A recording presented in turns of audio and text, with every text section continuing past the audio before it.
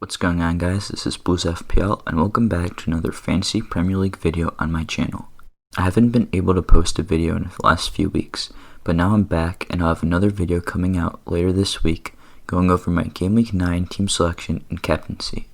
Now in this video, I'll be going over what I think is the best team you could have right now if you were to play your wildcard chip. I've already used mine, but I thought it'd be a cool video to look at the best players available right now. A small warning is that Mo Salah would not feature in this team because he did test positive for COVID recently and will presumably miss the Leicester game next week. Right before we start, if you're new to this channel and have yet to subscribe, make sure you do so down below after you're done watching this video.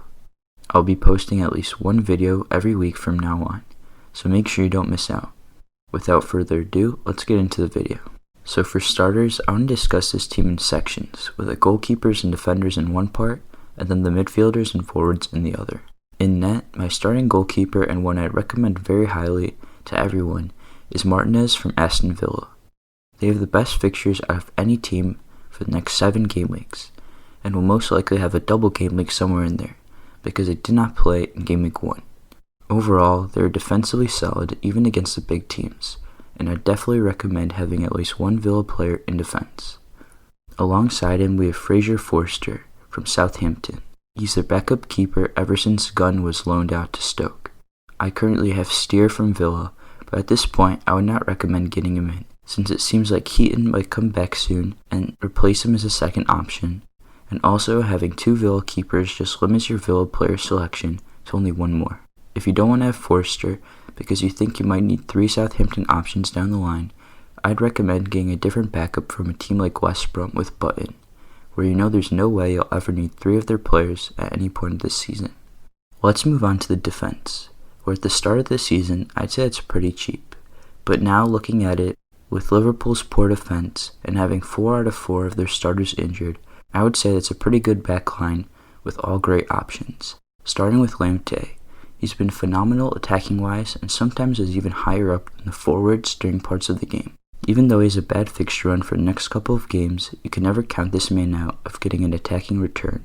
Brighton do have the best defensive XG out of any team in the league without counting penalties, so if they can stop giving them away, they may end up surprising some of the tougher opposition they have coming up. James Justin from Leicester is another great, cheap attacking player. Currently, Pereira, his competition, is out injured, so he still keeps his place in the team, and even when Pereira does come back, since Sancho is out till at least January, James will most likely start as a third center back in a back 3. Leicester are a good defensive team and are currently top of the table. They do have 4 relatively good fixtures, counting Liverpool, who they do play this upcoming game week, but with the amount of injuries/sicknesses they have, I think Leicester may end up winning and even getting a clean sheet.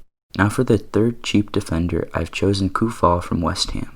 If you ever want someone that's on set pieces and a little bit more attacking, I'd recommend Cresswell. However, I do think that 0.6 million could be spent elsewhere to provide for more points in total.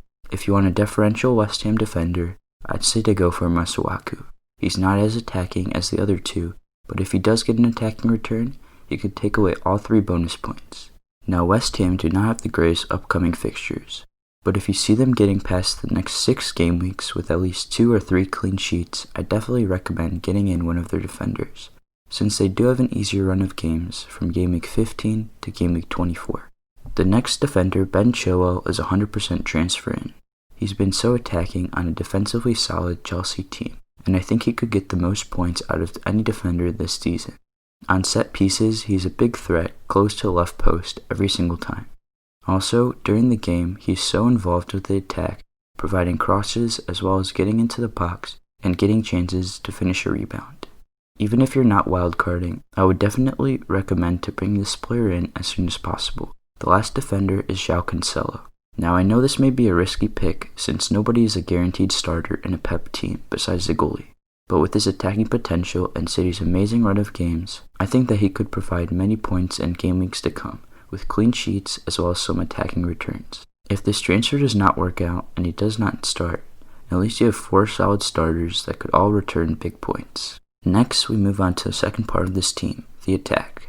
I'll start with the player I most recommend to bring in if you don't already have him, Jack Grealish. Again, we've already spoken about Aston Villa's great fixtures, but he's just a magician in that team. He's involved in almost every single attack, and he's the most consistent player. His cheap price is just the cherry on top. Next to him, we have Bruno Fernandes.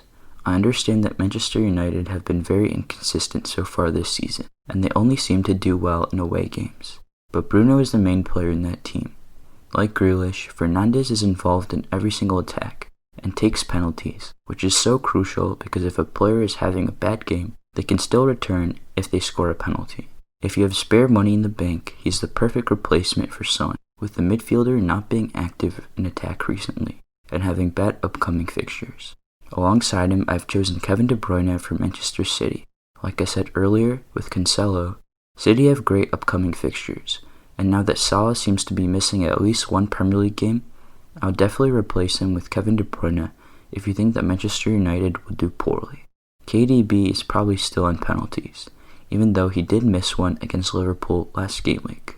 With Jesus back, City actually have a striker to play to, and I expect De Bruyne to get many assists in the upcoming game weeks. If you want another Manchester City attacker, I recommend Sterling. The fourth midfielder I'd bring in is Hakim Ziyech. The Moroccan international has only played 2 Premier League games with over 20 minutes on the field.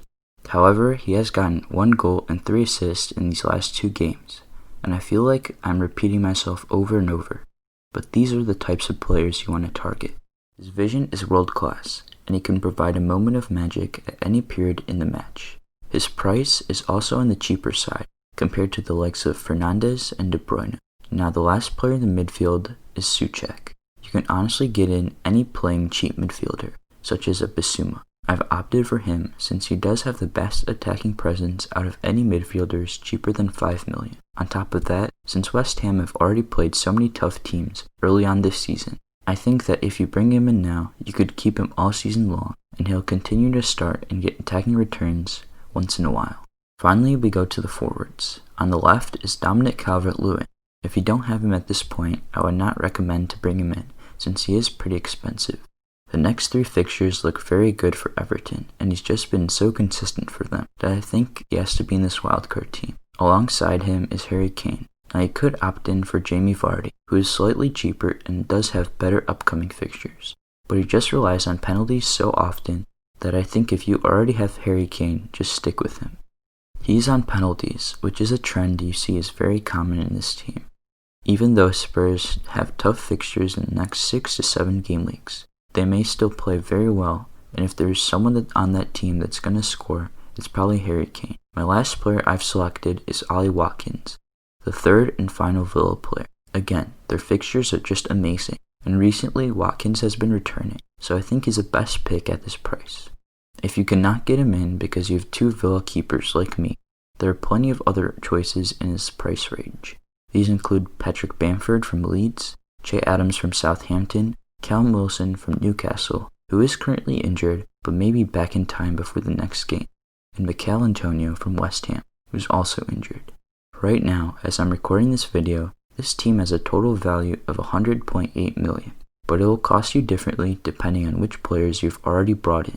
If you can't afford this exact team, some positions I would suggest to cheapen are one of the defenders, like Lamptey to Kilman, who does start for Wolves, Mitchell from Crystal Palace, who is currently injured, but there is a chance that he will earn his starting spot back once he returns, or Lewis from Newcastle, who is a starter. 2 other places to cheapen are the 5th midfielder and the 3rd striker. Overall, in my opinion, this is the best FPL wildcard I've seen on YouTube that you could have for the next game week. If you enjoyed this video, make sure to subscribe, and if you have any suggestions on what other players to bring in, make sure you let me know by commenting down below. On that note, it's been Blues FPL, and I'll see you in the next couple days for my Game Week 9 team selection video.